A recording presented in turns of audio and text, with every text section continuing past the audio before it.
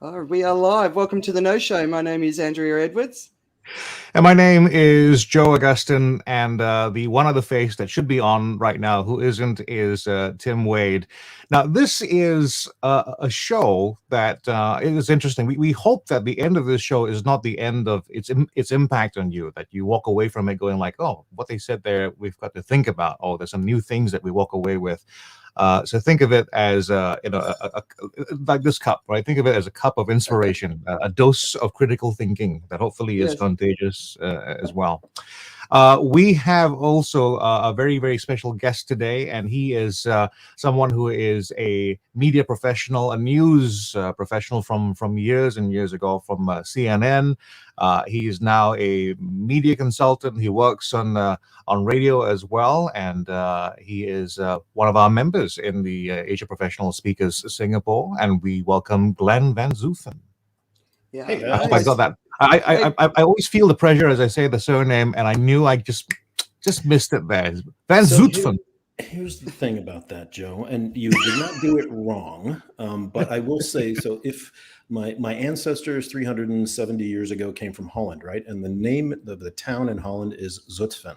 So you got that right. But we have Americanized it over the years to Van Zutphen. So you're half right and you're half not right, but pretty good. Okay. Pretty good. Great to see you both. Great to see your wonderful audience out in Facebook Live land.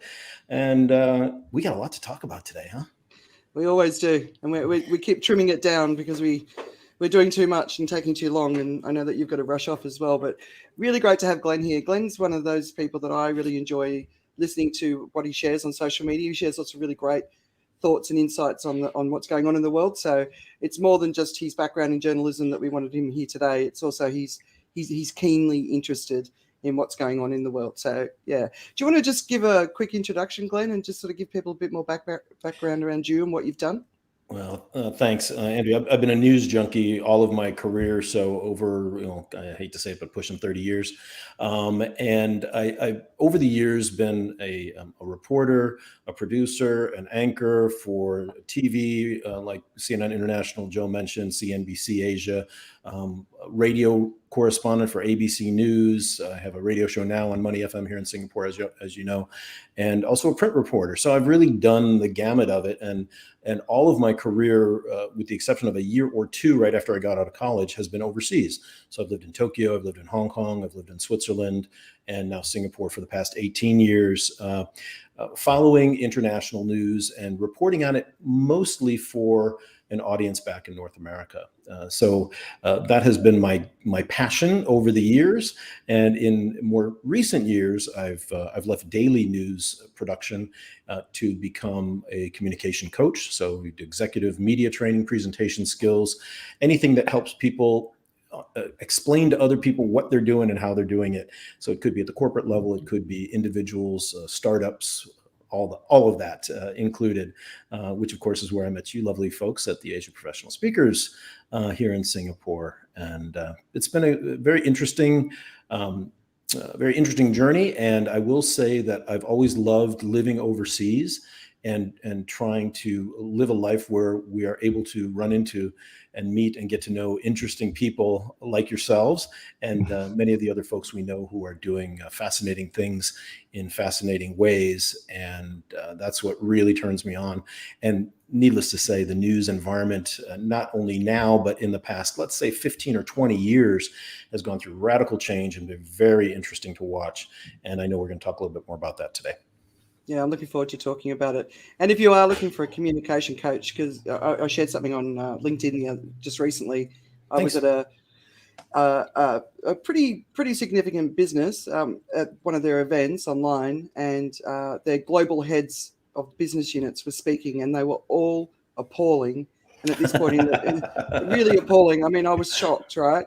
And we're all living in this world all the time, but there are some great professionals out there that can really help, and Glenn is definitely one of them. So if you need your executive leadership team trained, chat to Glenn. Well, thanks. I appreciate the plug, and I know Joe does coaching, and you do coaching, Yeah. and different areas. And the one thing I think we probably all have realized and seen in our own experiences, it is amazing to work with such intelligent people as we all do at multinationals and SMEs. But even the most experienced speaker either A, needs a little help figuring out what to say and what not to say, or B, needs a tune-up to make those messages come out in a way that's memorable. You know, one of the analogies I use, and I don't know if you guys have been to Tokyo, to Shibuya Crossing, which is that super busy crossing right in the middle of Tokyo. It's 5 roads come together. 2,500 people cross each green light, at the intersection. And when you stand there and look around, it is just a cacophony of billboards and lights and sounds and everything. And that is absolutely what our media landscape and our message landscape is like today for all of us. Either we're being bombarded or we're trying to bombard others with our own messages. So being able to give those messages in a clear and concise and memorable, sticky way is absolutely imperative now and going forward. And that's another thing I feel passionate about, helping people try to figure out for themselves. Yeah, I love that analogy. That's a perfect analogy, right? Yeah, standing out today, breaking through, right? There's so much going on, even what we're doing here, right?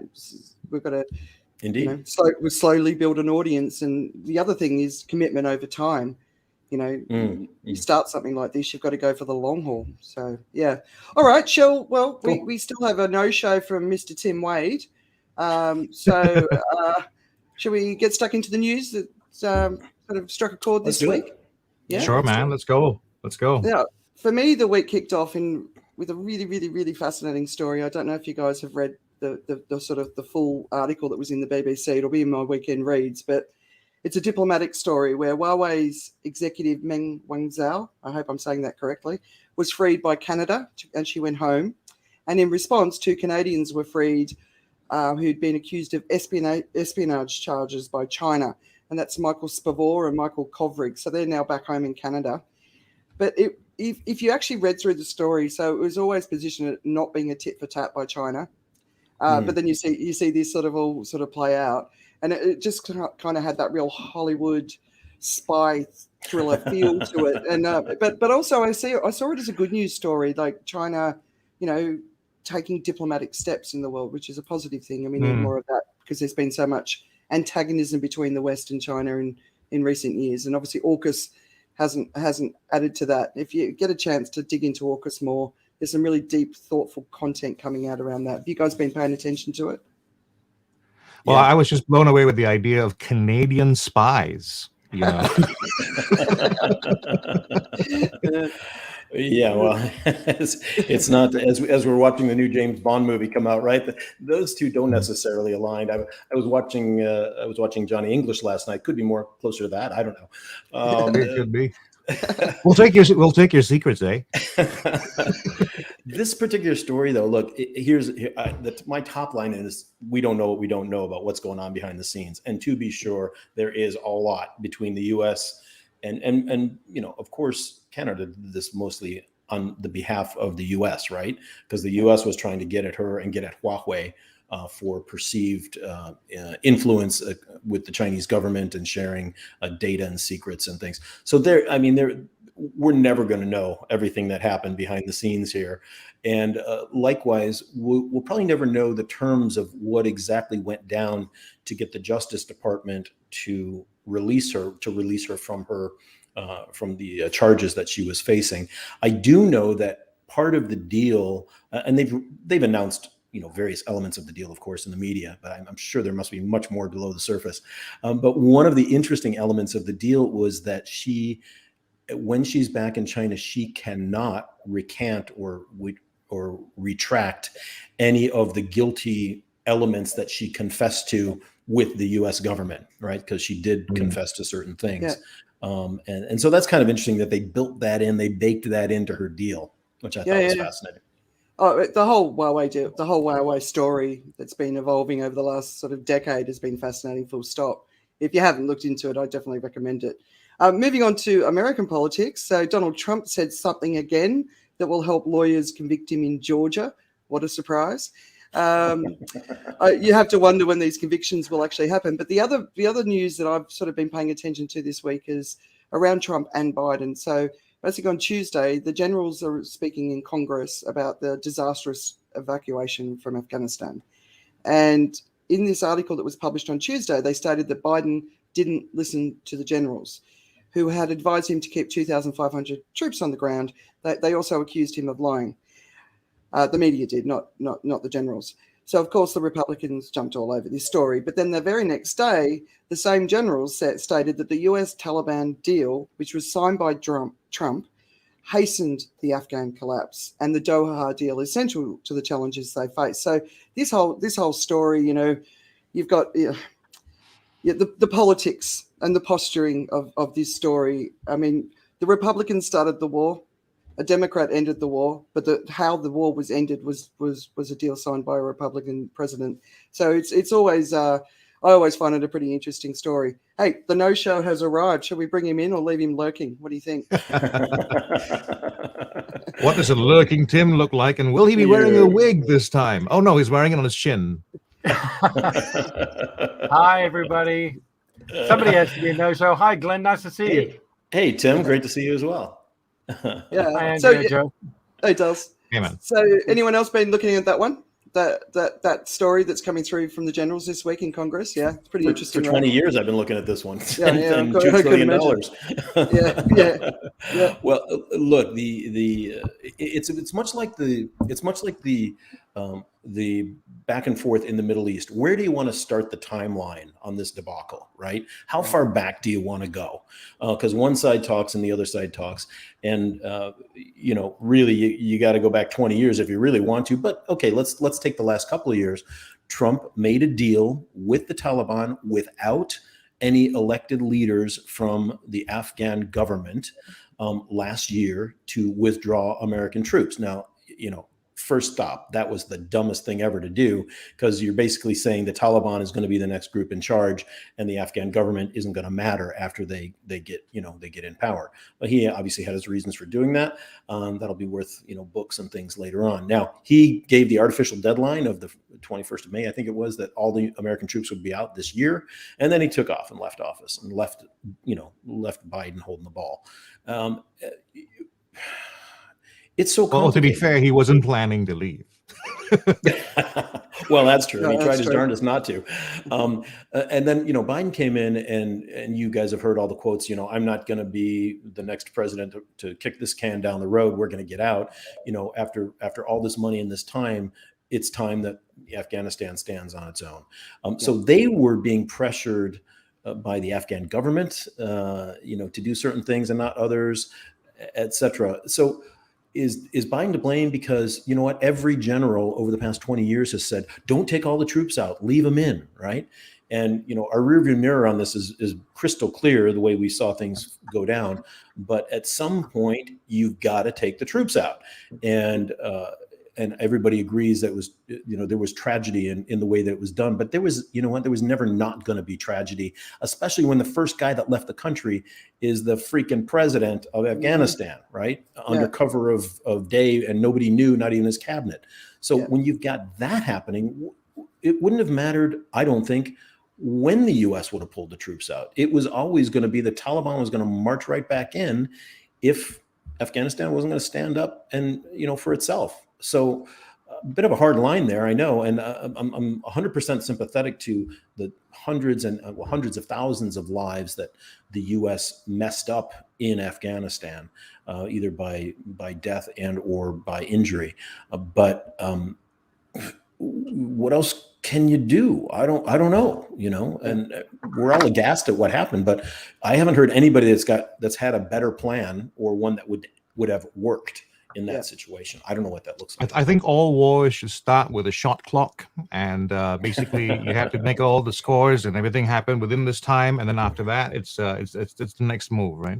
Yeah. I think the problem is this thing didn't have an expiry. There was no real deadline, so to speak, by which certain things were going to happen. So it was just going to keep going, and then they were mired. They weren't able to change things, install things, and make things complete before they left. And so, ultimately they just did at some point leave, and it actually took a long time. I mean, it's the old fear of the pain of removing a plaster, right? I mean, you see it there and you go like, okay, this is gonna be, it has to go, but we'll just do it a little bit at a time, and in the end, it does have to go. Yeah. You remember the reason the U.S. went in there was to get Osama bin Laden, right? Because he was hiding in Afghanistan. That was the reason that the U.S. went into Afghanistan. Then it became about nation building and kicking out the Taliban, who were horrible, which they are, and terrible people.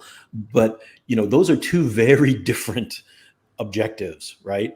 And, everybody has known since even before the Soviets, go back to the British, 200 years ago or more, that Afghanistan is not a place where you can coalesce people. It's tribal. It's it's dozens and dozens of different groups of people that have their own idea what they want and who they want it from.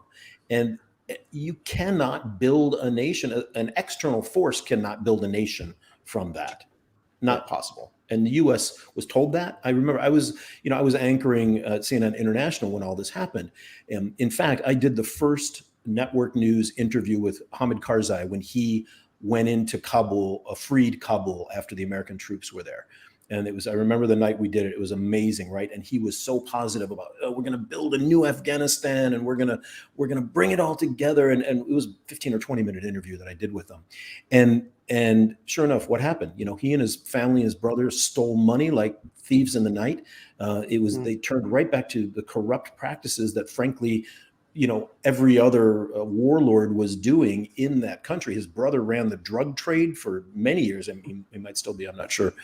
So okay, with that as the start, what do, right? How do you build a country? Oh, we've got a bit of a face though, isn't it? And I'm not passionate about this at all, really. The lesson I'm walking away with is, if you're going to be a warlord, wear a suit. Yeah, exactly. No, right? It's awesome to hear your view. I mean, we started the No Show in the week after all of this happened, because it was like the real. I watched, and I know you were very passionately like, the U.S. is really screwing up on this and leaving people behind, which they did. And my country, is part of it, and it's just the arrogance of the West, But the other thing is, we just can't afford to keep going to war. We've got to sort ourselves out. We've got to move towards diplomacy, and it's I'm with you. It is a hard line to take. We had to just get out, and Afghanistan has to sort itself out and work with its allies to rebuild the nation. But they have to do it on their own terms, because this whole idea that we can nation build on with our ideas, it's proven time and time again. So. Yeah, I like to paraphrase Lee Kuan Yew on this. Told you so. Yeah. But they're not doing it on their own terms. It would be so funny if it wasn't so darn sad, right? The challenge I have is, there's a couple of challenges I have. One of them is, they're not doing it on their own terms. Really, the people. It's the next most powerful tribe is coming in. Right. So the challenge with a tribal country is, unless you have a powerful coalition in a tribal country to bring the tribes together. We've seen examples of that in Saudi Arabia, for example, when the Saud family first took over, that was able to coalesce with a powerful ally, which was the Brotherhood. Then, as a result, they've been able to bring a country together.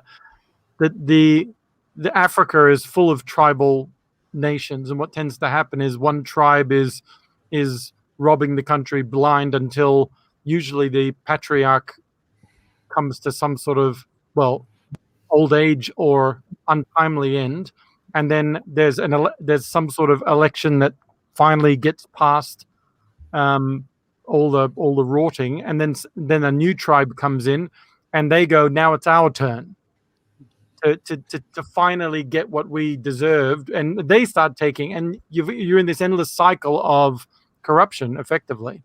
So we see that in a number of different places, but And I guess you could argue that democratic politics is two tribes usually at each other's throats. Same sort of. I was just about to say what you were describing a while ago was the Democrats and the Republicans, right? I mean, yeah, or the Tories and the Liberal Dems or whoever, right? It's global. It's a global sickness in our governmental institutions. But why do we have tribes though? Well, I think because we're built as human beings. At our core, we're tribal human beings, right? We're tribal people, right? Which is in our DNA, going back to the caveman, right?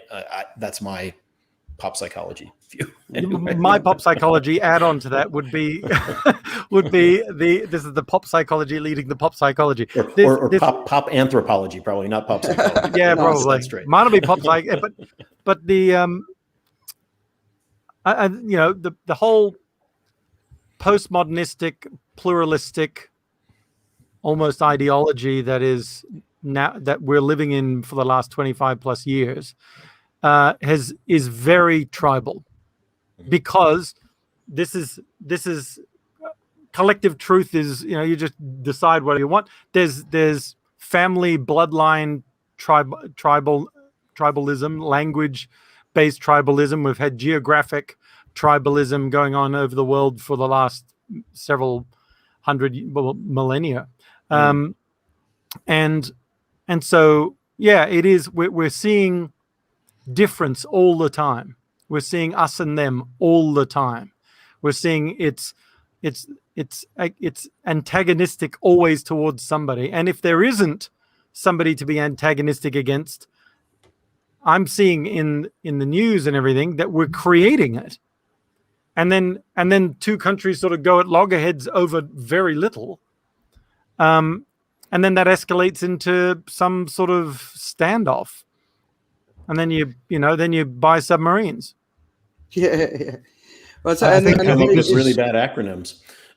I think this is a really good setup for the theme today, where we talk about the role of the media and all this as well. How does media set up the tribes? Does it help divide the tribes? Is it trying to market the small tribes? And in doing so, is it doing all the damage it's doing? Maybe, Andrea, we can continue with some of the other news things, and then we can come back to the discussion again. Absolutely. Did you want to do your Tony Robbins story? Do you want to share that? Well, I was. It's not a news story per se, but it's just one of the things that I've been concerned about. I'm a fan of Tony Robbins in general in terms of what he does and the impact he has. But I was part of a webinar some time ago where he was talking about what you can do, with regards to COVID, and I was really quite disturbed and upset that his perspective is one that is along the lines of just build up your immunity and you're going to be fine. It's not something that it stems out of the early truth for themselves as an organization, because in the first few months of it, they were very resolute and strong about the idea that this is something that people didn't really know enough about, and it was too much hype about it. And I think at a certain point along that trajectory, they were probably right. But then what happens is you end up in a new place where you develop some beliefs around some bias confirmation as well in your environment. And he became convinced, that corona is something that you can deal with your mindset and your attitude and your immunity and what you can build up naturally. And because he's so influential, it's going out to a lot of other people. And maybe just bizarre. I was just reading this story about how he claimed to have saved the life of one of his team members who went to the hospital and got into a state where she was, put on a ventilator. And the life-saving action was the intervention of getting the doctor to call and convince the doctors to reduce the pressure, so that that person wound up coming out of the coma, and therefore it saved her life.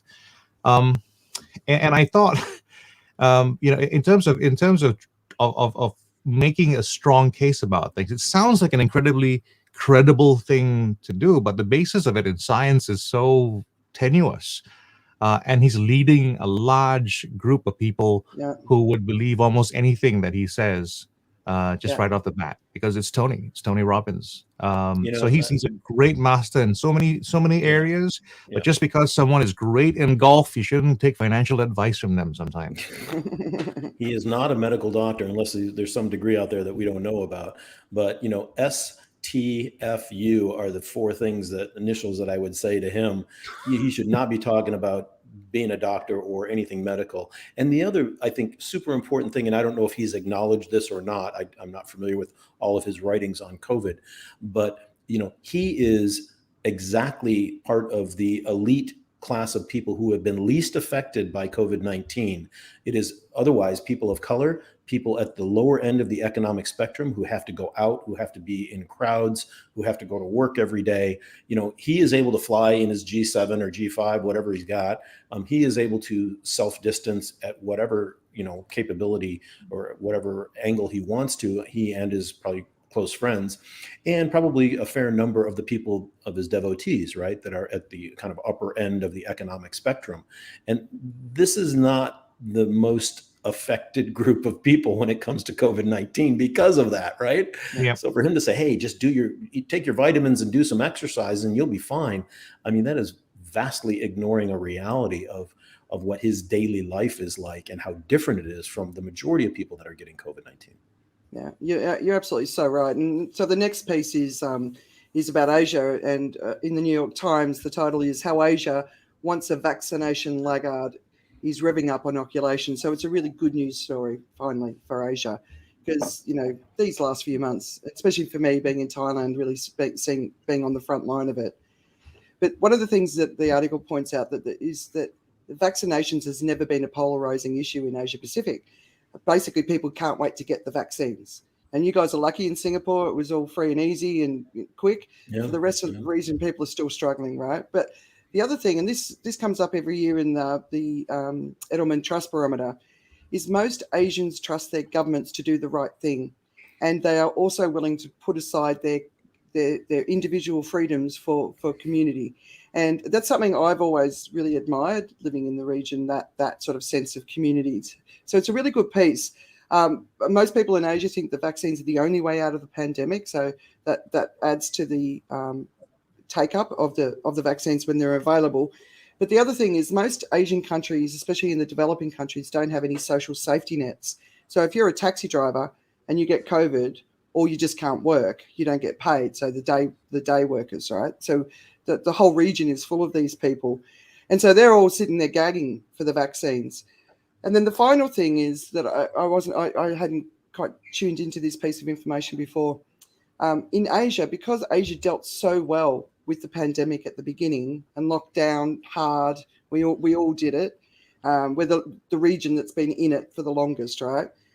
The governments across the region didn't secure the vaccines. So they basically delayed the ordering. And then, of course, when the Delta storm hit, the region got absolutely hammered. So it's a good news story that Asia is moving forward. And there's a lot of countries in the region with 80+% now vaccinated, including in Australia, which is getting close. So that I thought that was kind of good news. Maybe there's some light at the end of the tunnel. I certainly hope so, because the amount of people needing life bags in Phuket at the moment continues to go up, and the team delivering the life bags have to drive away every single time because there's too many people requiring the food than we can supply. So I'm looking forward to this time being over, and that deep economic devastation that has happened in the developing world it's so hard to bear it. Like, it really is. And I think in Singapore you're protected from it, but out here it's not good at all. Okay, so me going for the funny first is that the reason why Asia was behind all this is very simple. We're always looking for a bargain, so we'll let the iPhone lines go first. Everyone who wants the vaccine first, and then we'll come in a bit later on and get a bargain on the resale market. 6-month-old iPhone 10, Yeah, so we got our vaccines off carousel. No, but the thing that we I think tend to do as well in Asia. One of the things that quietly gets done about the Asian patients is to let's see what happens first as well. So there's a little bit of that going on. it's in combination. So the stoic nature, let's say, of let's do lockdowns because that's the hard thing to do. And when I hear about the hard thing to do, like what they did in China in the first few moves that they did, I just thought it was bizarre. We would, and even in Singapore, we would find this too much to handle, right? People were welded into their homes, as in their metal gates, as part of the lockdown. In China, was instituted by having the gates welded, and despite dangers of if there's a fire or whatever it is, what you're going to do, but that was the way it was going to be done, right? So there is this stoic nature, I think, about Asian cultures in general and what we expect from other people in an Asian culture that allows for some of these things to happen, and so it kind of survived or seemed to work out. But I think there were also some assumptions about how well it was going in some cultures where we expect people to be quite stoic and quite disciplined, like in Japan. I think most people are really quite surprised about how bad COVID is in Japan, and how it's not turned out the way the rest of the Asian countries are going, because they have a really high rate of infection. Death rate's pretty high, low rate of vaccination. And if you took away all the telling signs and asked someone, is this Japan? You might think, no, this doesn't sound like Japan, because they're compliant, live for everybody else kind of society. So it's a strange little thing there about how it happened. And I think Singapore was a little bit more utilitarian about how it was going to do things. It said we're gonna use money and planning and paying for stuff to solve for the problem, and so it was able to make those quick moves. But tough for other countries where I think Australia had the toughest situation, or at least New Zealand has a tough situation right now, right? Because they've had it good for so long. The need for a vaccination hasn't kind of gone through the entire country. They're not convinced that is what they absolutely have to do, because it's, for them, it's still, I don't know, it's still February 2020, you know? I agree. Yeah, totally. Anyone else want to jump in? I thought one thing was interesting. First off, the Korea, in many ways, was doing very well after they had their initial wave, and then they got it right down to almost zero. So I think from a couple of articles I read, they didn't really feel like they needed the vaccine right away, right? They didn't have to be right there. And then, of course, they spiked again, and it was just all out of control. But I do remember specifically, especially Malaysia and Indonesia, early on, they were, the religious leaders were praying away COVID, or trying to pray it away. And I have nothing against organized religion or any kind of religion, but the clear scientific fact was that prayer was not going to get rid of COVID-19, and it didn't. And they suffered greatly, and they lost a lot of time because of, partially, from my reading of it and understanding of it, because of that mindset. And there were certain other systemic issues at play there as well. But so I think that there were, you almost have to look at each country in isolation. And then you've got places like Cambodia or Laos or other places that either A, just didn't have any money to buy it, or are so generally so rural and agrarian that, frankly, it probably wasn't a huge priority for them at that time. So it's all across this region. There are so many different stories. You alluded to some of them, Joe, that it's hard. And I totally agree with you. Singapore took the pragmatic approach. And if you all remember, for 18, 19, almost 20 months, the Singapore government has been saying the same four things, right? Wash your hands, wear a mask, contact tracing, and social distancing, right? They've been saying it. And of course, more recently, get vaccinated. So they've added a fifth. But that has been since February of 2020. They have been saying the same exact thing day in and day out in all the media. And they have been, that's one thing I love about what's happened here in Singapore. Now, there's some other things that we can all probably agree weren't handled the best way, or things that we're getting a little bit tired of now. But generally speaking, the messaging has been absolutely consistent, and the government's been in front of, as much as they could be in front of this, with a few exceptions. Yeah, I totally agree. You know what? what I find really interesting, Glenn, is when we do complain, the complaint tends to be, oh, they said we're going to open up and sort of let it go endemic, and then it's all no, pull back again, sort of back to 2 people at a restaurant sort of stuff, which is still a lot more open than some places, and we're complaining about that. But what we don't see is that those in charge and those making those decisions, I guess the closest we are to that is they're like parents making a decision for their kids. It's, so what I mean by that is we can complain, but as soon as I heard that one parent of the kid at Zoe's preschool was COVID positive, and then we just pulled her back. We just go, okay, we're going to hang on to her until the results of the kid come out, and the teacher that was in some other thing came out, and we're going to pull her back. So I reckon that we are holding the government by a different standard than we hold ourselves to when it comes to how they're making their decisions. And it must be incredibly, and this is why a lot of politicians start with a nice color in their hair and end white. It's the amount of pressure, other than coming in at one age and leaving at a much later age, but the pressure of the job must be significant, because they've got millions of people that they have to make decisions for. And while I can go, this is, it's hurting small business and people are really, really hurting, they're making that hard parental call of, I know it hurts, but I don't want you to go to hospital. And so, everyone's going to have their opinion on that one. And with regards to things like Malaysia and Indonesia praying things away, we did, we hear these sorts of things, but you did mention there's obviously systemic issues behind there probably as well. And I would argue that the praying away is a nice news story when the real problem is the systemic issue and the disorganization and all of this sort of stuff. And also probably we weren't seeing the numbers, and they weren't counting the numbers. And until that sort of got to some level of reliability and publishability and not losing face, but this was the responsible thing to declare, then everything went through the roof. We saw the same thing in India. I think there was an element, there was a period of time where the ego of politicians there was a lot of peacocking and chest thumping, and this was an opportunity to show that we're better than everybody else, until they realized we're all the same, and we all have the same, we're humans.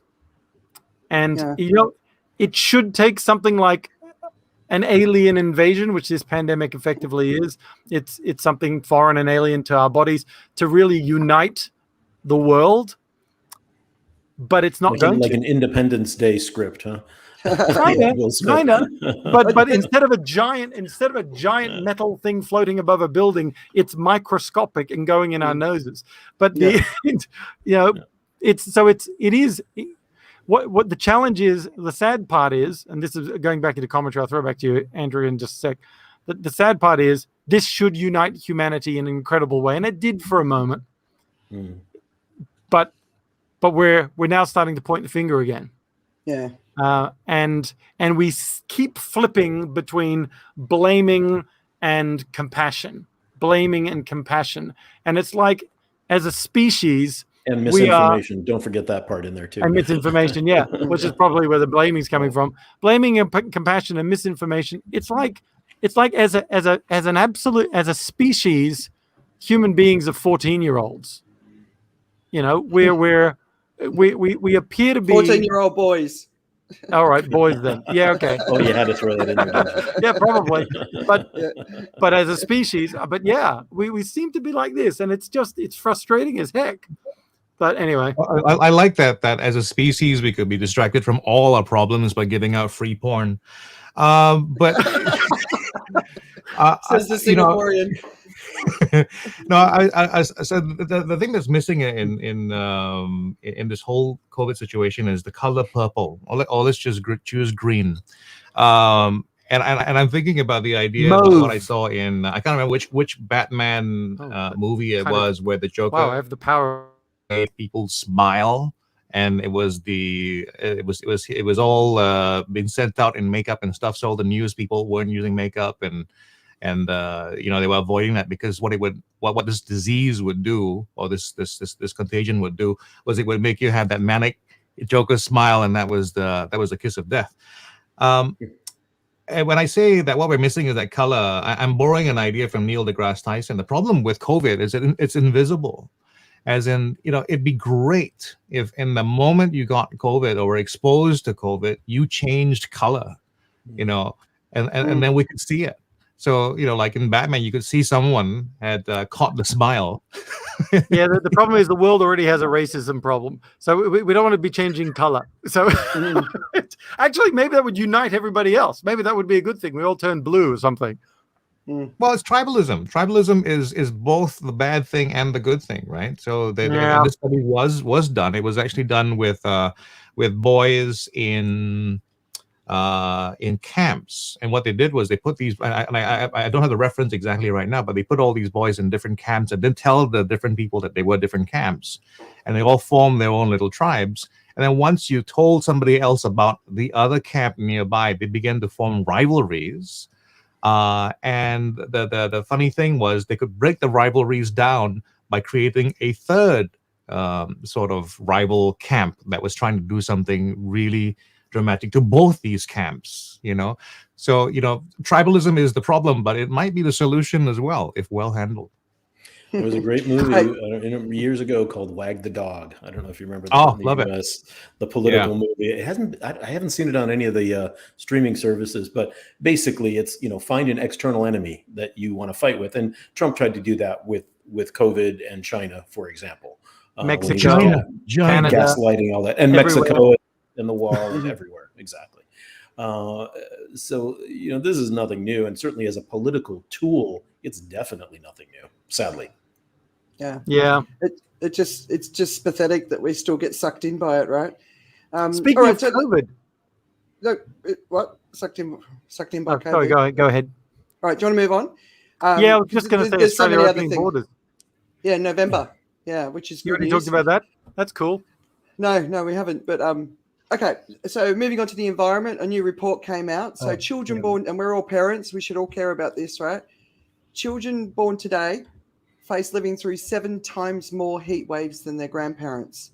So basically, a child born in 2020 will experience double the number of wildfires, 2.6 times more droughts, almost 3 times more river floods and crop failures than someone born in 1960. But don't worry, we continue to chop the Amazon down at an alarming rate. And just this week, America has announced 22 extinctions, including one of their beautiful woodpeckers. So, yeah, let's just keep going with that environment. There's lots coming up on that with COP26 coming up in November. So I hope you guys start reading about it. Another piece of information that's coming out at the moment. Sorry, you want to jump in? Yeah. Yeah, I was just going to mention the challenge with saying we're chopping down the Amazon is the same challenge that was presented to India about stop using coal, and one of the responses from India with regards to their emissions and everything else was, well, you did the same thing to get to your level of development and everything else. So don't tell us to stop and keep us down here. We should be able to go to there. So then there's been this sort of attempt to somehow balance. And in a sense, that argument is half right. It is right that there are some cultures, countries that need an opportunity to use some of those metrics. And Andrea, you've talked about this before, where it's the developed places that need to take their biggest share of the emissions reduction load, and even those developed places are significantly producing a lot more.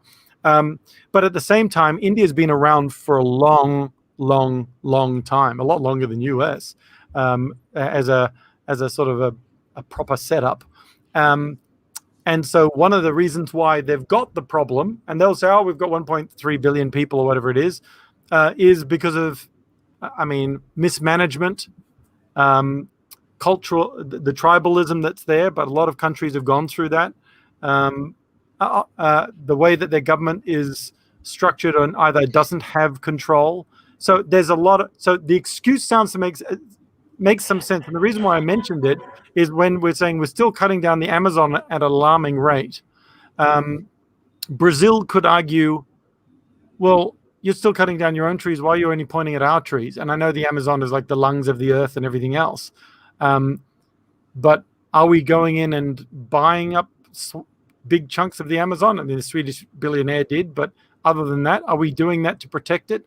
How is Brazil, should they just stop their development because they happen to have the Amazon? Maybe they should be selling air rights or something like that, or somehow leveraging off the Amazon in a different way. So what's everyone else doing? No, I agree, and reforestation is going to be a big priority all over the world. But the Amazon, some of the specialists say it's already past the tipping point, which means it will be heading towards being a savanna. So it's not the lungs of the world idea. I've heard that argued against, but the two big forests on each side of the world, one in Indonesia and the one in the Amazon, they control the weather patterns of the world.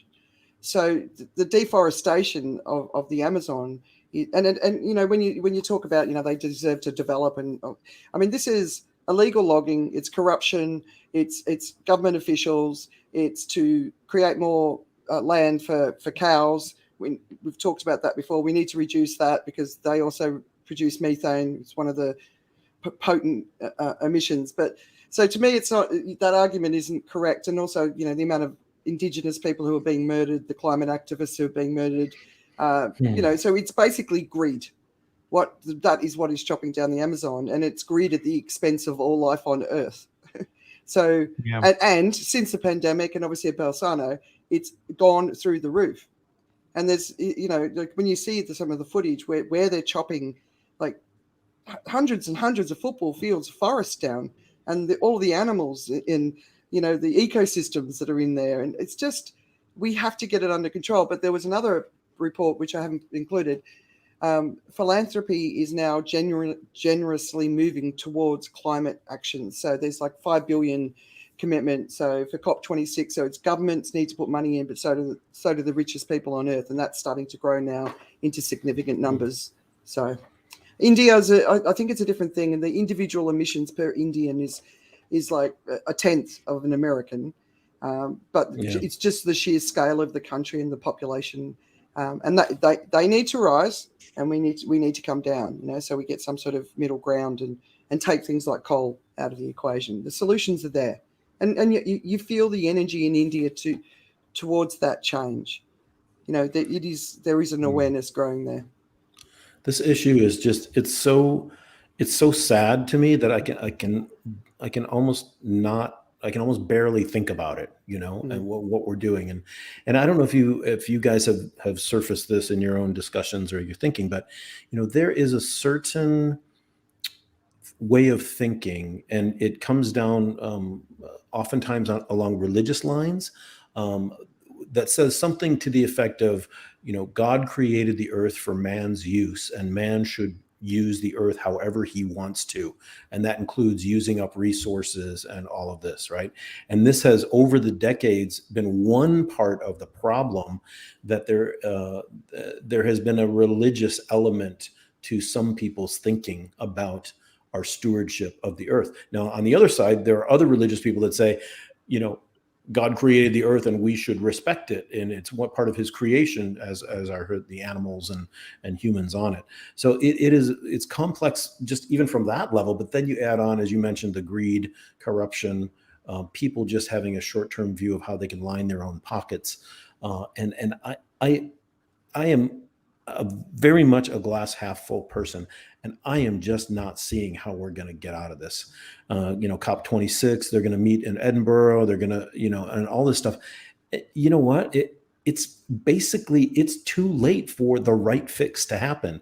We're now at a point where we're going to do Band-Aid solutions, because it would literally take all the coal-fired plants turning off today, and then we might have a chance of coming back to some sort of equilibrium with our environment, in 20 years from now.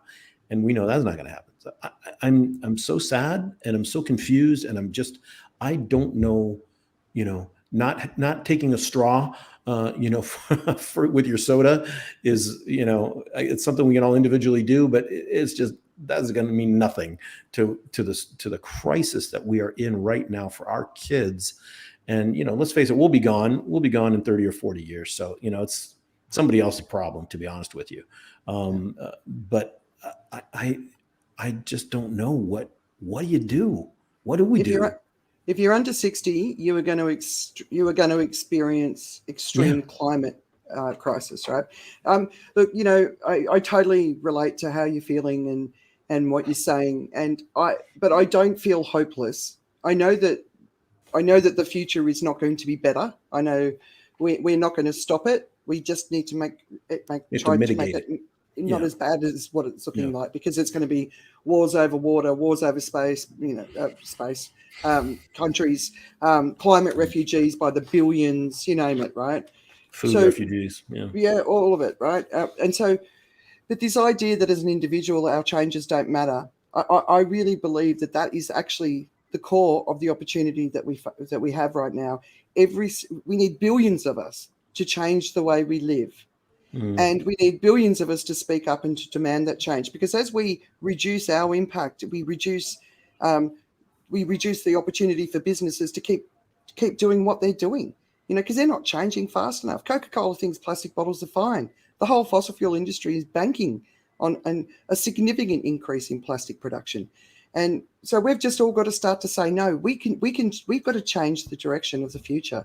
And I think right now that's the only thing that we've got, because COP26, what are they going to do, right? And if everyone just relies on technology, that's not going to do the job. We have to change the way we live. All of us are sitting inside right now. All of us are sitting in air conditioning, I would imagine. All of us have lights on. All of us have fans on.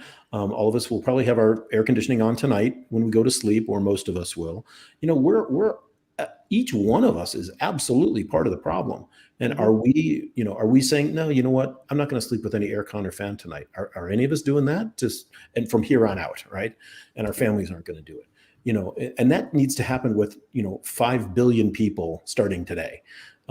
Is that happening? And how, it's a collective thing. And, doing carbon offsets and carbon credits and all that's a nice sounding thing, but that doesn't actually solve anything. That just pumps money into a system that allows the system to keep polluting.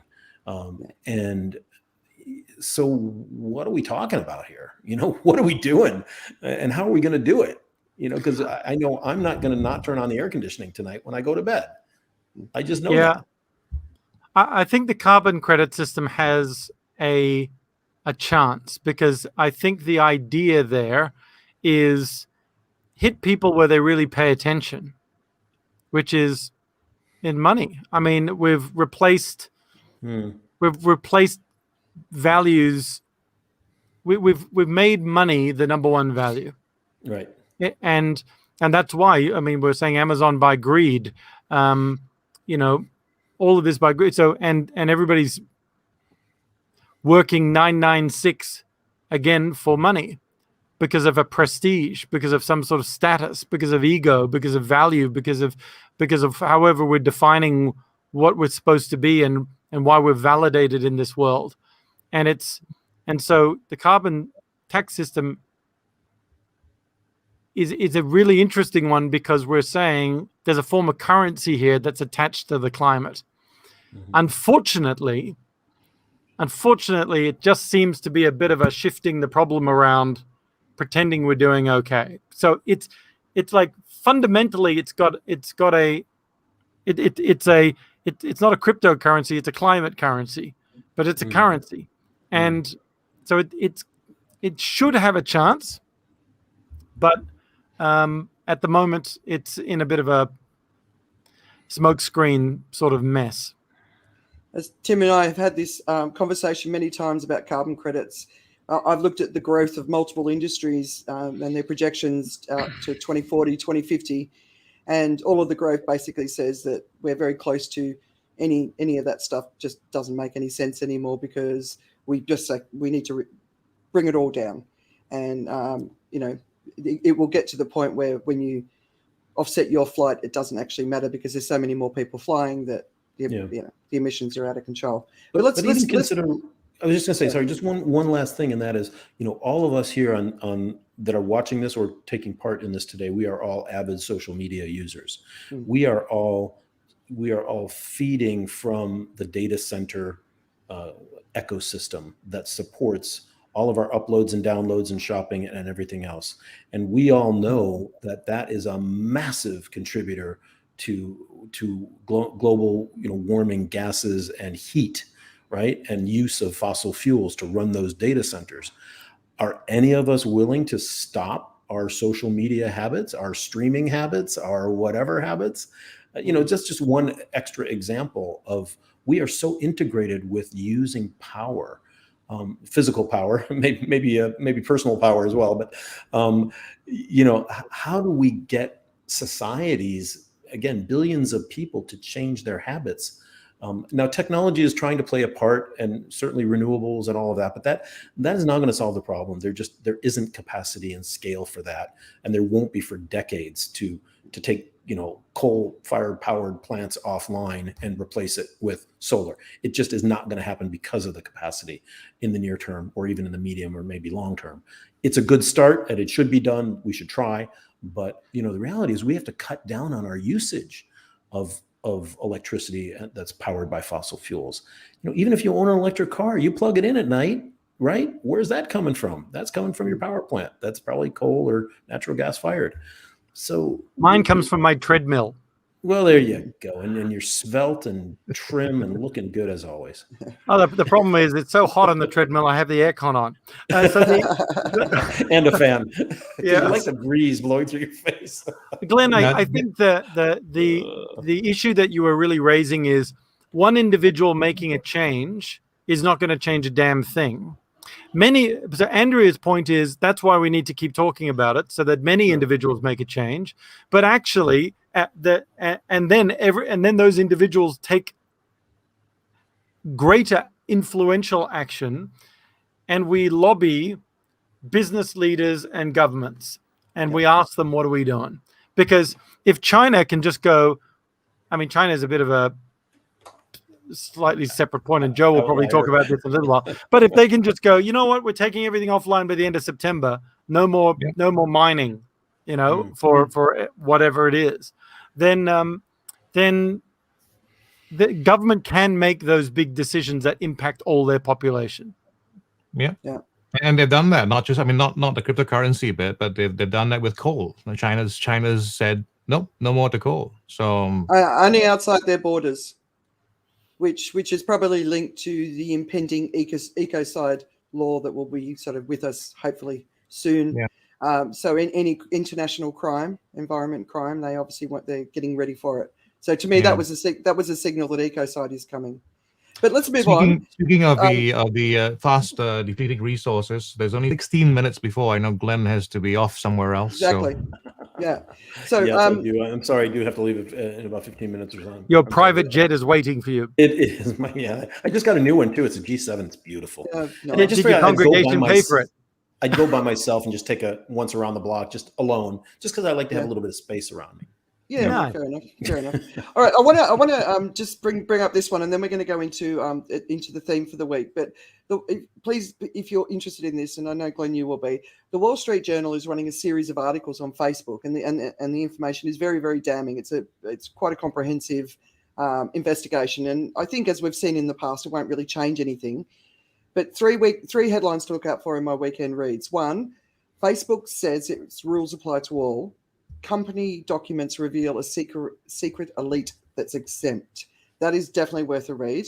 The second one is Facebook knows Instagram is toxic for teen girls. The company's document shows.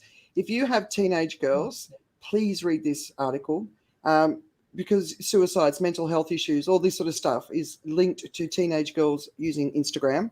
And then the final one is Facebook tried to make its platform a healthier place. It got angrier instead.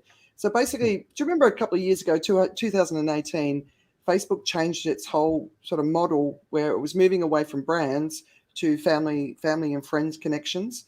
So that was supposed to be better for us. But actually, what it turns out is it turned into a platform that rewarded outrage. So it's gotten worse. Zuckerberg and everybody knows about it, but they have refused to fix the problem. So I think this information is important to pay attention to, so that you're not part of the problem, because this is an algorithm problem, and they're not fixing it. So I thought that was really fascinating.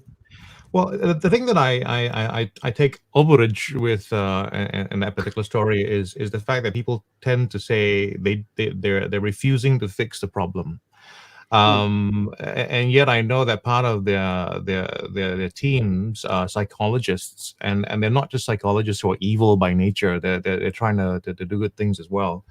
So I think what they're not saying is promising to fix the problem, because they realize the problem is too big to try and fix.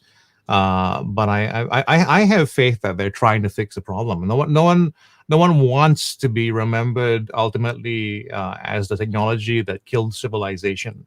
I think they do want to do they want to do something good. There's a things that tie into human nature about control and influence and all those different kinds of things. But I do believe that there are people trying to fix the problem. It's just that they can't say that they have. I mean, if Facebook were to say that, okay, we're going to fix the problem, right?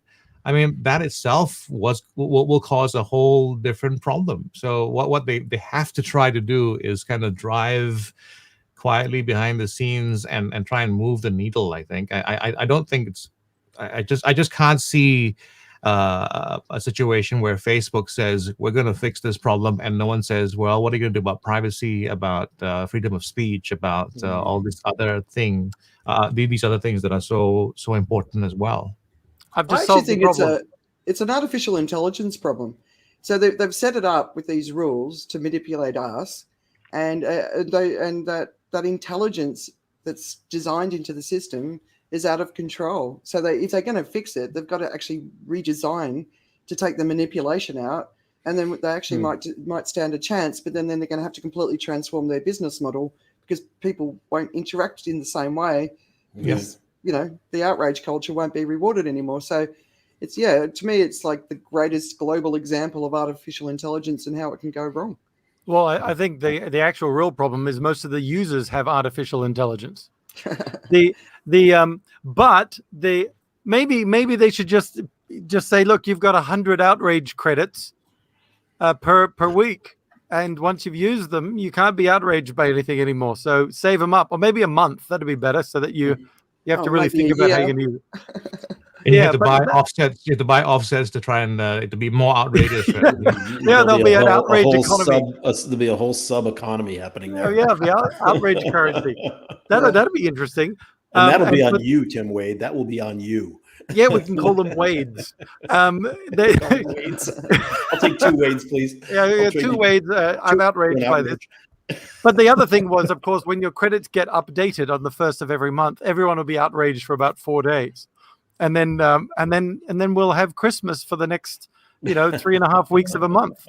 The rest of the month will be blissfully ignorant, or everyone will do something else because they can't be outraged. That's funny. All right, so let's move into the theme, because we want to make sure that Glenn sort of the thing about the thing. Well, let me give you a beautiful segue into the theme. Joe was mentioning that does Facebook want to be remembered as the technology that sort of brought down civilization? Well, they probably wouldn't be, because they control the news. So they would be remembered however they write it. Andrea. No? Oh, okay. Not a good segue. Did that pause for you guys, or is it just pausing? Yeah, there was a bit of a glitch, but I've kind of gotten used to Tim glitching. I glitched. Did it glitch in the middle of an amazing comment?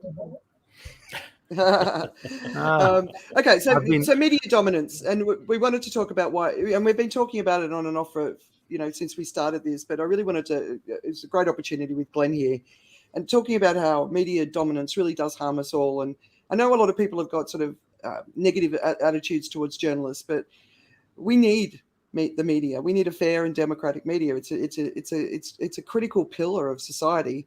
But there was this great article, right? So SBS News, which is a foreign language service out of Australia, and it's one of those sites I always loved. This is the headline: Why anti-vaxxers, conspiracy theorists, and the far right have come together over COVID-19. Now, you could never have imagined headlines like that before COVID-19, but it's kind of the norm now. It's a really, really fascinating read, so I recommend you have a look at it. The one thing that this article misses is the role of the media, especially in a country like Australia. So basically 80-90% of media in Australia is right-leaning media. You know, Murdoch's sort of in the 60% of influence, and then there's a few other players, right? And especially in the regional country sort of centres. So they've got a role to play in the creating of this division, and they've definitely been playing that role throughout the COVID-19 situation. But then you go to look at the UK, again, Murdoch's very dominant and divisive. But then recently I was listening to a podcast on the US media, and local media, regional media is on the decline. So people are having to just get their news from the national broadcast or the broadcast media, so the Fox News, and we're seeing how that's dividing everyone. And then the other issue with the media, of course, is the way the media earn money has changed so dramatically in the digital age that they're all desperately trying to work out how to earn money. And so a lot of the headlines are very sensationalist, which is creating problems and more division. So it's a big mess, right? So Glenn, just wanted to, what are the challenges you're seeing in the media, and, how can we fix it? How can we solve it? Well, I would never use the word fix, but here's what I will say. And, the media has been part of the problem and the solution to a lot of things for 200 plus years, right? And the stuff we're seeing now with misinformation, disinformation, yelling, screaming, poking at people is absolutely nothing new. The only new element to this is the speed at which the news gets transmitted and how fast and how wide it can go in a very short amount of time, and how it can be amplified, right? Rather than just a broadsheet that's printed and then handed out or sold to people on the street corner, in at the turn of 2 centuries ago. So there is nothing new about this challenge. So I would argue that this isn't so much about a media problem. It's a media literacy problem on the part of news consumers. And never, in no time in history have we been able to access so much amazingly good and accurate information as right now. And people have chosen to go to Murdoch or go to Fox or go to CNN or go to MSNBC or whomever, The Guardian. They choose to do that, and I would argue it almost goes back to some of that those tribal lines that we talked about earlier in the show today, and they are choosing to do that now.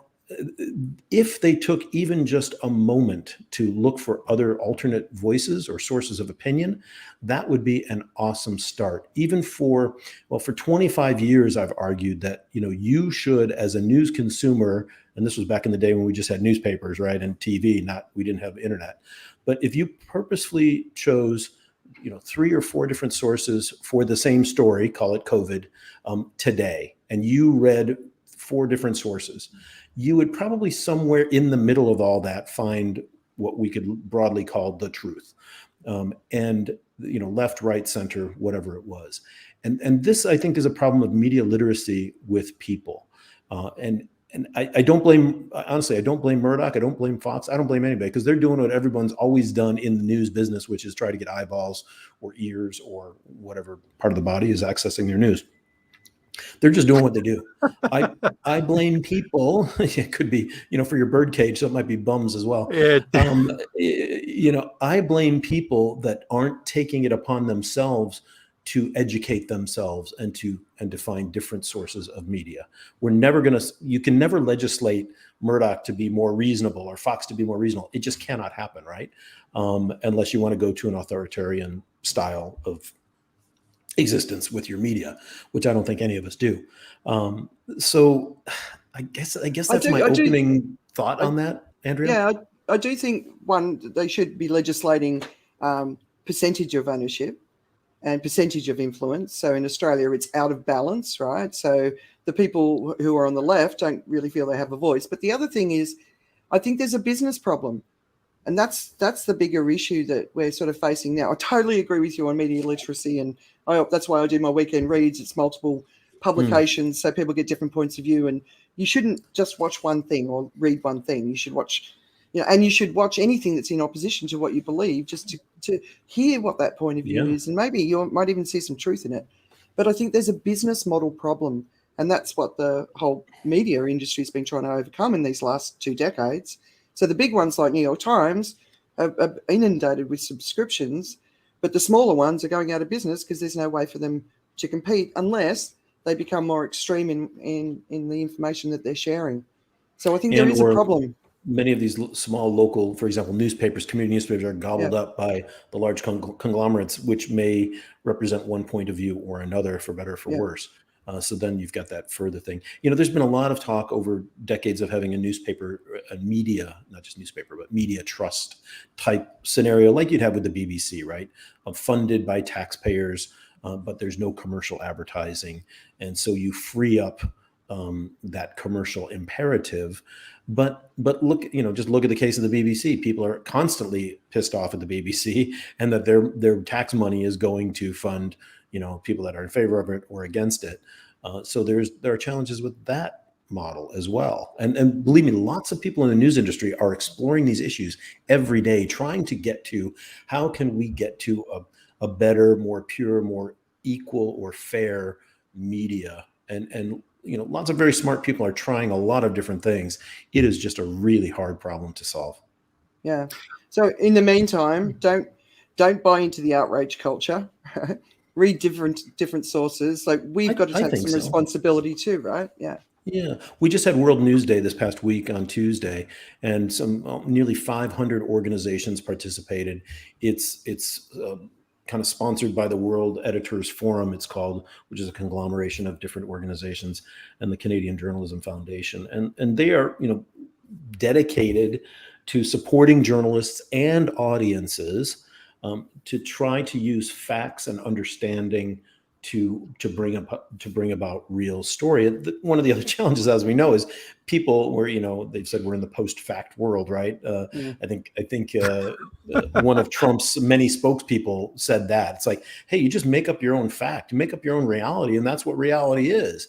And so, and just like people are ignoring science these days, many times when it comes to the pandemic. So how do you present facts when nobody agrees on what the fact is? And, that's another layer of complexity to this issue. Yeah, no, it's a big one. You know what? We should do a podcast where we just talk about it.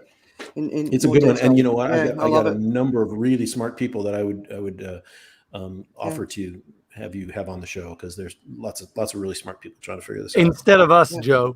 Instead of you and Joe. You could easily get those two and me too, 3 of us out, and let's actually put in some people that know what they're talking about. Yeah, cool.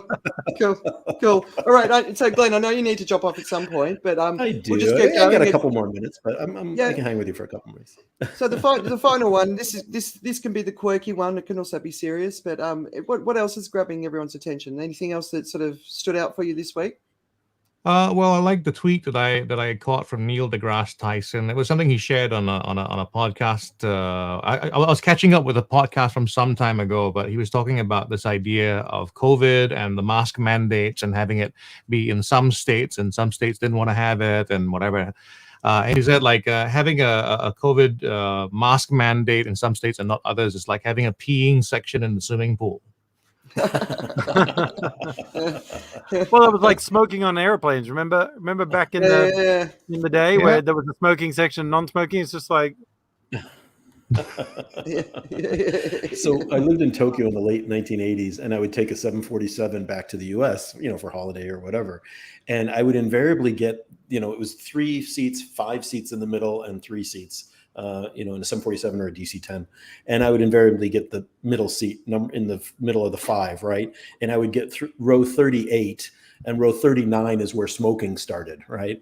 And there was literally just a placard that said smoking in front, smoking behind only, this placard, and that would be the placard that was on my headrest, So basically all the rows behind me were smoking, and it was like I smoked 6 packs of cigarettes on the 10-hour flight back to the US, and so it's a lot like that, I feel. And I'm so glad we don't have smoking on flights, but yeah, it was back in the day, not fun. I caught a flight from Athens to Istanbul, and I was in the same seat. I think I was in 38, whatever it was, E or something, right? The same one.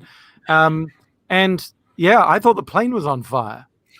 I mean, it was shocking. And I came out of there, and I was literally smoking. I mean, it was bizarre. And that was a short flight.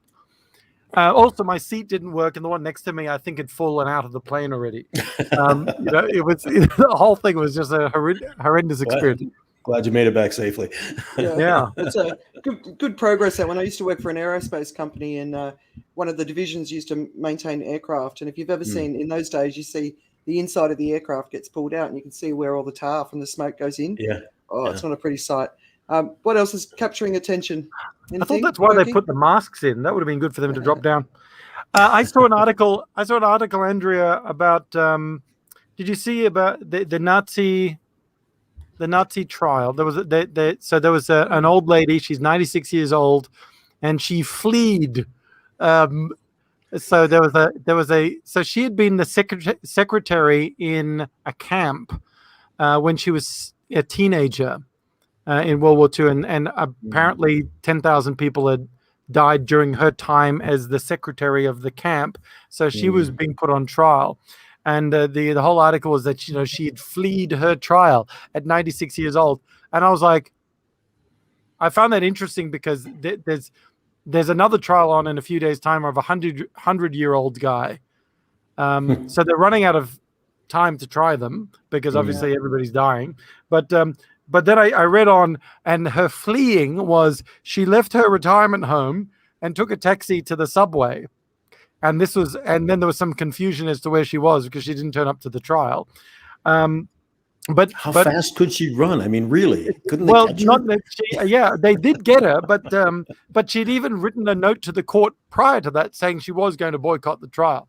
So this is I just love the fact that she's in a retirement home and took a taxi to get to flee.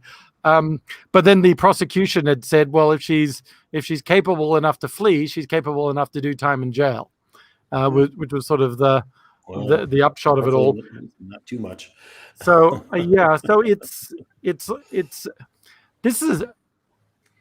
an interesting one. Anyway, there's a lot on that you could go into detail about when is it enough, but it probably isn't. So. I don't think it's our decision. I think it's the people who were in those camps. I think it's the survivors had the lawyer that was taking her to trial apparently, and then there's people still looking for the last of them. They're hiding out somewhere. So the other one that I looked at was the Australian borders were going to reopen in November, and they were going to scale back the interment of those people who have visited the country. So those people who are vaccinated would have stay at home for 7 days or something, and the non-vaccinated would have to do 14 days in some facility or something like that. But they would only allow reopening of states that had 80% of people vaccinated, which by my calculation isn't going to be November. But apparently New South Wales is pretty close. Yeah, and Victoria as well. And Victoria is not far behind. Yeah. But that's interesting. I mean, Australia has been very, very close, but that's good news. And then the third one I saw, the last one I was going to mention was that the WHO have updated their air pollution guidance for the first time in 15 years, which I just found astonishing that it's the first time in 15 years that they've updated their, I suppose they had a few other things going on the last couple of years, the health organization, but the air pollution side, I think Mongolia have just gone, hooray. 7 million people died due to air pollution related challenges in the last 12 months globally, something like that. So I just found that, first of all, I found it fascinating that it took them 15 years to do it, but it may be again, Andrea, coming down to this. What is it? Climaticide, ecocide. Ecocide, yeah. Ecocide. Okay, that's probably better So than climaticide.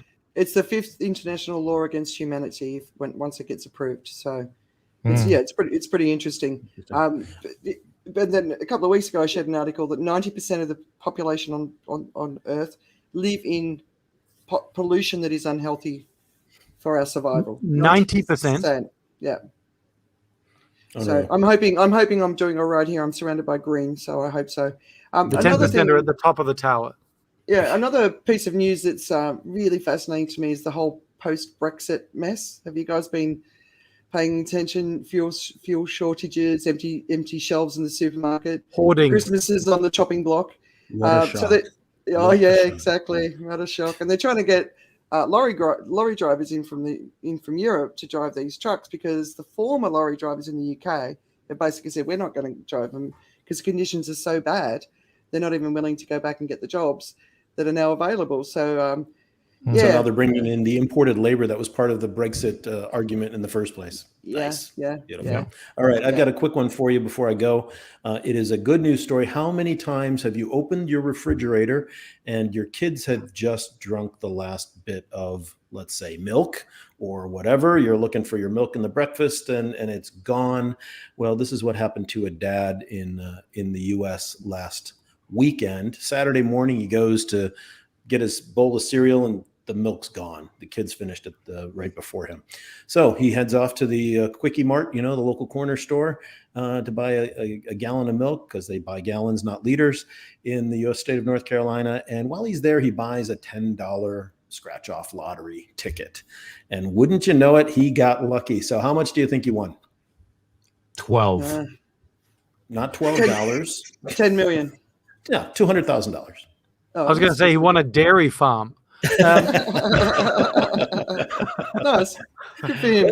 Okay, not bad. $200,000 for putting down a $10 scratch and play. I mean, that was worth the trip to the store and delaying his breakfast for a little while. I don't know. Yeah. So from Brexit to breakfast, nice. There we go. Nice one. Yeah. You guys cover it all here thanks on the No Show.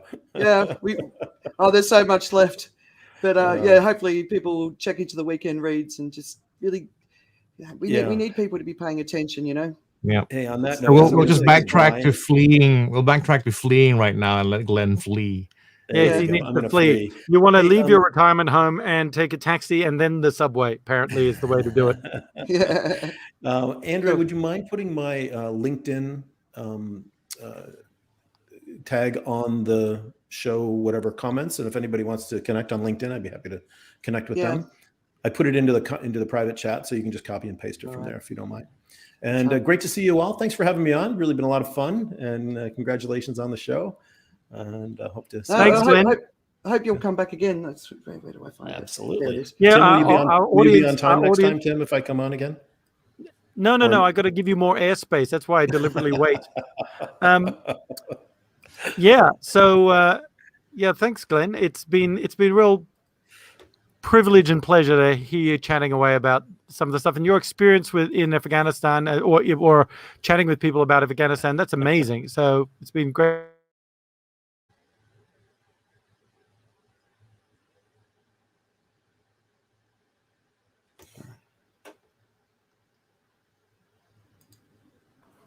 All right. So everybody froze. I don't know. We all dropped off of StreamYard for a moment there. Well, I was saying, Glenn, it's great to have had you here. Yeah, Thanks. Definitely. And thank you for I've the never invitation. StreamYard has been misbehaving today because it's not my network. So anyway, your LinkedIn address is there. So definitely have a great weekend. If anybody is doing nothing, Saturday morning, tomorrow morning, 9 to 12, join me on 89.3 MoneyFM here in Singapore or on the 89.3 FM Facebook page. We'll be on Facebook Live. Love to have you all. Glenn, we don't have to be doing nothing. We can be doing a lot of things while listening to the radio. Indeed, you could, but yeah. I bought a treadmill. It uses electricity. You could be on the treadmill with the aircon on and the radio on at the same time. I might do that. Nice. Cool. All right, guys. Have a great weekend. Thanks. All right, see you. Bye-bye. Bye, Glenn. All right. So we'll just wrap up with what's keeping you distracted at the moment. What have you guys been doing? Well, I have been unoriginal and joined the rest of the world in watching Squid Game. Ah, okay. So my Is 13-year-old. that disappointment in your sigh? Yeah. No. I haven't looked at it, and I just found out my 13-year-old's looking at it, and I was like, no, I don't think he should be watching that. Should he? Is it bad? Well, it's one of those things that people have asked, is this suitable for kids? And I go, it says it depends on the kid. It's not what I'd call typically family viewing, but then again, someone pointed out to me that depends on the family. So Sounds like it's the Running Man Arnold Schwarzenegger movie from the 80s. it is sort of a little bit like that. I think in terms of the body count rate is high on the show, and some of the ideas are a little gruesome. But in terms of actual in your face sort of graphic violence, which may be a terrible turn of phrase, but it's not as bad in that sense. But that only because I think I've become a bit desensitized to the idea of someone being shot. No, Is there a single squid in it? Well, the concept is actually not about squids at all. It's about children's games, and it's people playing children's games for high stakes. It's basically one of the ideas that I've used for my emceeing in real life that someone turned into a whole TV series. Right? It's like put high stakes on children's games. It gets interesting, and it turns out it's true. You kill your audiences? Well, when there's a high enough stake, that's what makes it different, right? And so like if we talked about, if we were to just kill off an audience without any benefit to you, then you're not going to think very much about that. But if them leaving the competition meant you could win more, that would make things sort of interesting. So it's one of those dystopian things, very well produced in terms of graphics, and I recommend. I almost recommend watching the one with the English dub, only because the English dubs are usually not as good, and so you hear some poor acting sometimes. So the story distorts just a little bit, but I've been able to follow. So it becomes funny. It gets it. Well, it's always a little bit. There's always a little extra oomph that goes into dubbed performances. I don't. Yeah, I honestly, I'm terrible with horror type stuff, and I as soon as I saw, I walked in and my wife was watching it, and I was like, "What's this?" And she goes, "This is the Squid Games," and I go, "Okay, I heard about it," and I looked at it for about 30 seconds, and I went, "Nope, I don't want to watch that." I don't like. I mean, one of the reasons why we do the show is because I'm trying to ward people away from terror. Although it'd be better, go and watch Squid Games instead of ruining the world. That'd be good. But yeah, no, I prefer comedy and sci-fi that's far away. Yeah. I'm watching. I want something that's good for my soul. That really. Yeah. Well, I'm watching The Orville, which might not be good for my soul, but I do like it. It's sort of a contemporary spin-off of Star Trek. It's been around a while, but it's now on Disney Plus, so I finally get to watch it first couple of seasons. Well, we've actually started to rewatch Downton Abbey from the start because I was feeling, because when I read all this stuff that I read, right, and watch all the stuff that I watch to do this and the weekend reads, I don't want to watch anything more. I don't want to watch ugly. I don't want to. I've got enough. There's enough ugly, right? So I need something. And Steve's a bit more of an action drama. He likes the plots and stuff. And Downton Abbey. But he likes Downton Abbey. But yeah, just the other day I said, can we just watch it again? Because it's just lovely, And I need to watch something lovely. And I've still got my booster vaccine head going on, and so is Steve. And we haven't been able to pull ourselves together since getting the booster at all. I just felt like that. But another thing that I want to recommend is I've talked about the podcast You Are Not So Smart before. He's just started a series which is focused on genius, and it's 7 hours worth. He's just launched the first one. So keep an eye out for that, because it's absolutely brilliant, because he even starts with, he talks to Mensa people, and these people are being interviewed, and they say most of us are actually losers. We're really, really smart, but we're actually not very high achievers. And then he asks them, what is genius? And it's something separate to intelligence. So it's emotional intelligence that comes into it, and the prodigies come into it. So it's a really fascinating series. So yeah, I would definitely recommend getting stuck into that. So that's what I've been watching and listening Well, to. if you're talking about smart, I want to recommend this podcast which calls itself Smartless, right? Which is and I try to I want to remember who exactly is on. Jason Bateman's part of it. Also Will Arnett, who's the voice of Lego Batman, and I have one more name on that which I can't remember right now. Anyway, trust me, Smartless. It's a pretty good podcast in terms of just a fun way to.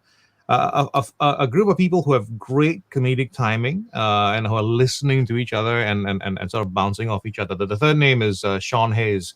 So they're all pretty big names, and they get together and they do this podcast. And it's very interesting for them. What they do is the general concept is these three guys who have good chemistry. Every week, one of them surprises them with the guest. So one of them books a guest, and they have no idea who the guest is going to be until the guest appears, presumably on their Zoom or just on their podcast. That's what we do, except that Andrea is the only one who produces the guests, and she does send out emails, but I don't read it until the show. And that's great. I love all the effort I'm putting in. Yeah. Joe, you talked about a podcast the other week, and I never got the full name. It was something about happiness. The Happiness Lab. Happiness Lab. All right, I need to. Happiness Lab. Yeah. Too. You can look out. It's part of the Pushkin network. So it's the network that Malcolm Gladwell has helped put together. So he's got a series of they've got a number of podcasts on that network, which they're pretty good. They're very literary. In fact, this was the thing that I was thinking about this week as well. Actually, about this particular episode, right? In terms of the media and stuff like that. I had written down the word literacy, but I had the word scientific literacy as well as financial literacy, and it was interesting that Glenn added on media literacy. And I thought about the show and thought about this show and thought, this is what the show should be about. It's a show about literacy, and hopefully in more ways than just science, finance, and media. Yeah, no, it's great having Glenn on. He's I love the way he presents like news and information just on social media as well as professionally. But it was really good to have his views. So hopefully we'll be able to get him to come back. Is there a way you can give me the full screen? I want to share a video with you, which I found. Yeah. All right. Okay. This one. Well, if you can, is there one that just puts me on the screen completely by myself, or I can try sharing it, I guess. Okay. What we could do is I'm not. No. What we'll do is we'll leave. Okay, that's one way of doing it. Here we go. So this is the dangers of, watching a video, not realizing that the person who's presenting it is a comedian. I was caught out by this video as well. I had my emotional reactions to it until I realized, oh, hang on, wait a minute. This may not be exactly what I think it is. So 1 minute and 40 worth of, I think it's brilliant.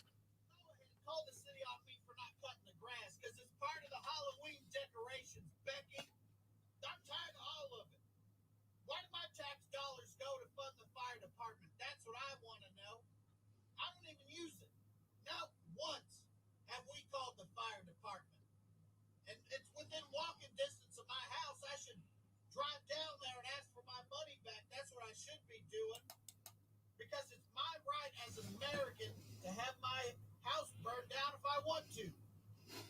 My forefathers died for that. That's called freedom. What's the worst that could happen? My house catches on fire, and then my neighbor's house catches on fire, and then their neighbor's house catches on fire. Well, if you're too scared to have your house burned down, then don't have one. That's what I say. Live somewhere else. Stop telling me to get a smoke detector. We don't know the long-term effects of these things. The battery goes low, and next thing you know, it's chirping 24/7. We don't know what that does to the human body. Plus, I know tons of people that had smoke detectors, and their house still burnt down. What's the point of that, huh? Sure, they were able to get out with their families alive, but their house still burnt down.